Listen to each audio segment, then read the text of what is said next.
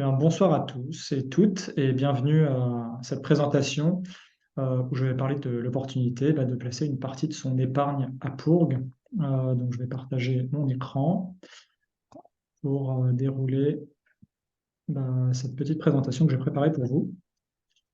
Donc voilà, là vous voyez une photo d'une partie de notre équipe, fière de vous, de vous présenter la possibilité d'investir à l'éco-village de Pourgue. Donc une opportunité de financer un projet non seulement rentable, mais surtout écologique et fiable. Et j'ai envie de dire que le but de cette présentation, c'est de vous de mettre en gros plus de substance derrière ces trois adjectifs et, euh, et en espérant que vous vous sentiez convaincu ultimement de soutenir notre aventure. Donc d'abord, je vais dire un mot sur le projet en lui-même, un peu les quelques bases. Donc l'histoire de ce projet remonte à 2016, où on était un trio qui avions à la base cofondé une école alternative à Paris qui s'appelle l'école Dynamique. Et en visitant un éco-village, donc on a rendu visite au hameau des Buis, et là, paf, ça nous a donné l'idée, on s'est dit pourquoi pas développer tout un éco-village avec ce modèle d'éducation démocratique au cœur de la raison d'être de cet éco-village. Et c'était quelque chose d'assez innovant parce qu'il y avait pas forcément beaucoup d'éco-villages qui fonctionnaient avec ce modèle éducatif-là. Et donc, ça allait très vite. Et le projet, au bout d'un an, on a trouvé le groupe, on a trouvé le lieu et on s'est installé en Ariège, sur ce lieu magnifique. Là, vous voyez une photo. Ça, c'est la photo de notre collectif. Et puis derrière, il y a une magnifique vue sur les Pyrénées. Et voilà, l'idée, c'était de réaliser ce rêve d'un éco-village, alors autonome dans le sens d'aller essayer de produire nous-mêmes un maximum de, on va dire, des besoins de nécessité, de subsistance, et notamment dans le domaine de l'éducation, c'est-à-dire de ne pas dépendre du système étatique pour l'éducation de nos enfants et leur instruction. Donc voilà, c'est ça le premier élément de notre raison d'être, de déployer un écosystème d'apprentissage, et notamment où les enfants, les adultes, tous les âges cohabitent et apprennent ensemble.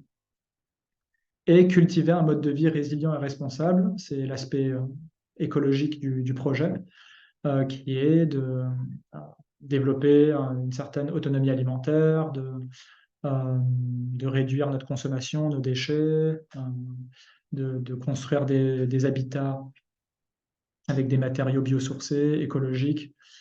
Euh, voilà, donc ce que font habituellement les éco-villages, produire une partie de notre énergie. D'ailleurs, on va en parler tout à l'heure, ça fait partie d'un des investissements qu'on a envie de faire.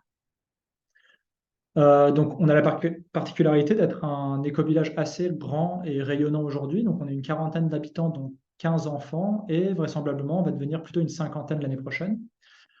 Donc ça, c'est un aspect assez fort de notre lieu, parce qu'il y en a assez peu finalement qui passent la barre des 30 à 40 habitants. Et alors, ce qu'on a appris, du coup, un peu par la force des choses, parce qu'on était déjà un grand groupe dès le départ, on a commencé à 25 directs, et on a dû développer des compétences particulièrement fortes en termes de s'organiser, de se coordonner, de faire un travail intérieur et relationnel pour que la vie entre nous soit harmonieuse et que notre collectif puisse bien fonctionner. Et aujourd'hui, on est même un centre de ressources, de recherche et de formation pour ce genre de choses. C'est notamment une partie des revenus de l'éco-village vient de ça, vient de personnes qui sont intriguées par notre manière, non seulement euh, de subvenir aux besoins d'éducation de nos enfants, mais aussi comment est-ce qu'on vit ensemble, on s'organise, notre gouvernance, notre manière de transformer nos conflits et tout ça. Et voilà ce qui fait aussi les bases de notre autonomie économique, c'est qu'on a une activité économique collective, les séjours, les stages dont je viens de parler. On a notamment une offre de séjour immersif qui fonctionne très bien, donc les personnes qui viennent en gros en vacances chez nous et qui en même temps découvrent notre mode de vie. Et ça, c'est à peu près entre la moitié et 2 tiers de nos revenus, et le reste vient des activités économiques des habitants sur une grande diversité de choses. Donc là, je voulais vous dire un mot aussi voilà, sur à quoi ressemblent toutes les activités internes au lieu. Donc vous voyez qu'il y a cette activité d'accueil dont je vous ai parlé, où c'est Adrien qui est le coordinateur, mais il y a plein d'autres activités qui se passent et qui sont qui sont non marchandes, quoi, qui sont plutôt l'activité de l'éco-village lui-même. Donc là, les trois pôles que vous voyez, accueil, restauration et approvisionnement et communication, on va dire que là, c'est plutôt orienté business, donc la partie en bas à gauche, quoi, avec Geoffrey, Guillaume, Adrien, Priscilla, qui sont les coordinateurs et les coordinatrices de ces trois pôles. Et ensuite, tout ce qui est donc la gestion du foyer, de l'administration, de notre gouvernance, notre système restauratif, euh, le bien-être et la convivialité, l'éducation des enfants, l'aménagement et la construction, notre production alimentaire et l'autonomie énergétique et la transition du lieu euh, vers, on va dire, une transition écologique de notre manière de vivre et de notre lieu. Voilà, tout ça, c'est des pôles qui sont assurés, qui sont, euh, on va dire, non lucratifs et qui nous permettent vraiment de développer un mode de vie, de répondre à notre raison d'être directement, quoi. Voilà, un peu plus tard, je vous laisserai évidemment poser des questions sur le projet si jamais il y a des choses qui vous intriguent par rapport à ce qu'on fait. Mais là, je voulais démarrer juste avec une présentation très synthétique, en gros, de à quoi ressemble notre éco-village. Donc maintenant, je vais aborder le cœur du sujet pour ce soir, qui est pourquoi pourquoi est-ce que je placerais tout simplement une partie de mon épargne à Pourgue? Qu'est-ce que j'y gagne? C'est quoi l'intérêt de faire ça? Alors, le premier argument, j'aurais envie de dire, c'est un argument tout simplement militant. Ça veut dire qu'en plaçant son argent dans un projet comme Pourgue, on déplace des fonds qui sont dédiés à l'intégralité de l'économie. C'est-à-dire que même quand des fonds sont dans un livret développement durable ou dans une assurance vie, dans une unité de compte qui est marquée comme green ou durable, il y a un super beau documentaire qui a été fait et qui a été diffusé par Arte l'année dernière qui s'appelle La finance lave plus vert. Et là, en fait, on voit à quel point tout ce qui est livret développement durable, etc., en fait, c'est du greenwashing et derrière, finalement, ça va financer l'intégralité de l'économie et des choses qu'on n'a pas forcément envie de financer. Et en allant financer, du coup, très directement dans l'économie réelle, dans un projet comme Pourg, là, on est sûr de à quoi l'argent va servir et ça va servir à des choses que je vais vous présenter tout à l'heure, mais qui sont vraiment orientées très directement vers la transition écologique. Donc ça, je dirais que c'est presque finalement même l'unique argument, hein, mais bon, je vais vous en donner quand même quelques autres. Euh, L'intérêt, on va dire, de placer à Pourgue plutôt que d'autres projets, parce qu'il y en a plein des éco-villages, c'est la fiabilité toute particulière de notre modèle économique, qui est démontrée par ces chiffres que je vous présente. En gros, depuis 2018, donc en 5 ans, en cumulé, on a fait plus de 670 000 euros de chiffre d'affaires et un résultat net qui a dépassé les 90 000 euros. Bon, il y a l'année 2019 qui était quand même une année très particulière. On avait largement dépassé le besoin en termes de chiffre d'affaires, quoi, parce qu'il y avait une combinaison de notre activité économique collective qui décollait et puis en fait les habitants à qui il restait beaucoup de sous qu'ils pouvaient mettre dans le projet. Donc là, on a une année particulière. Mais il faut voir que pour, en gros, on dégage 5 à 10 000 euros de résultats chaque année. Et on a toujours été en positif. Et j'ai envie de dire, encore heureux quelque part, parce qu'un éco-village, c'est comme une grande famille. Donc, du moment si on était en négatif, ça voudrait dire qu'on est un peu en train de rogner sur nos économies pour pouvoir assurer des frais de subsistance, quoi. Donc, en gros, tout le chiffre d'affaires que vous voyez, c'est vraiment pour assurer euh, les besoins de première nécessité, les charges du lieu et l'alimentation pour les participants qui viennent en séjour chez nous et pour l'intégralité du lieu, les bénévoles, tout le monde, quoi.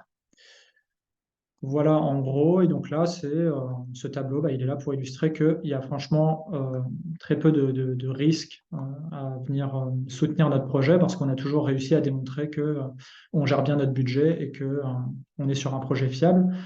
Et en plus, j'ai envie de dire, argument supplémentaire, il y a tout un actif derrière. On est venu acheter une propriété ensemble, sur laquelle il reste d'ailleurs très peu de dettes. Euh, et donc derrière, il y a tout un actif qui est là, quoi.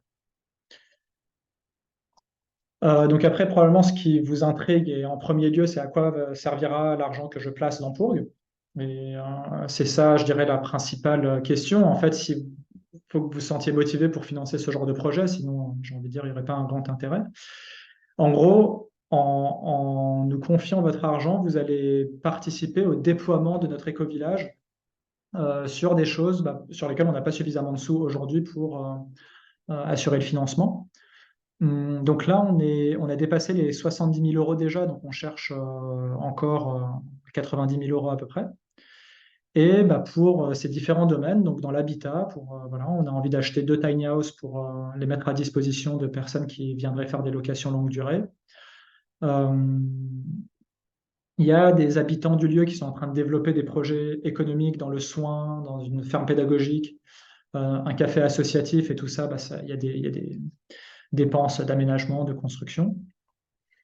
On a besoin, vu que notre activité d'accueil est en train de très bien fonctionner, on a besoin de faire croître la capacité d'hébergement et de faire évoluer notre cuisine, de rénover des choses et tout ça. Donc là, il y a aussi une partie de l'argent là-dedans.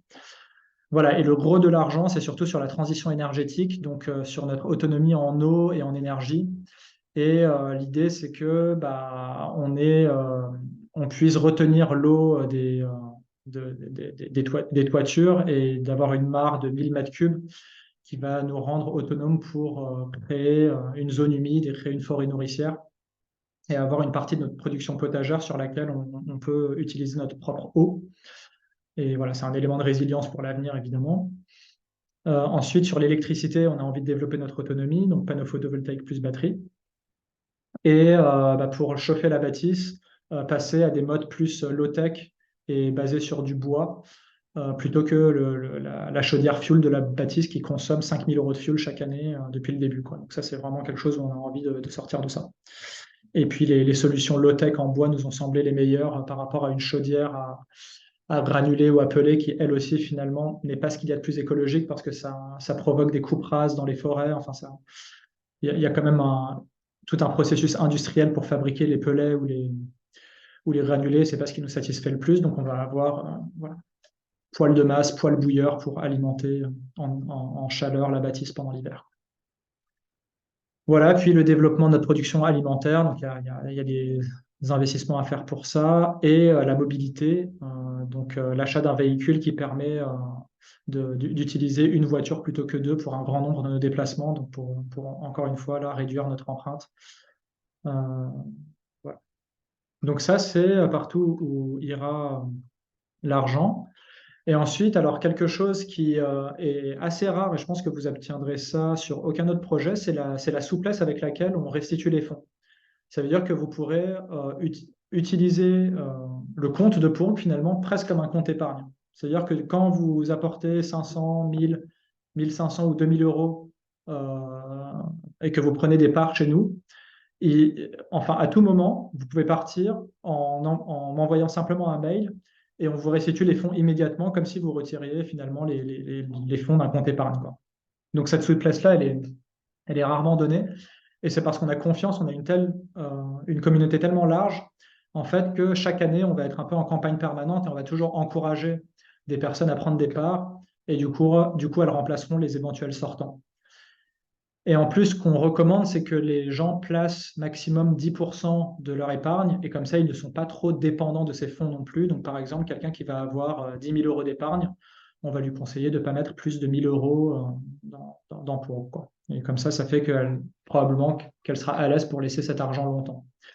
Donc, ça, c'est gagnant-gagnant. Ça permet une souplesse pour l'investisseur et une sécurité suffisante pour nous. Et tout le monde s'y retrouve, quoi.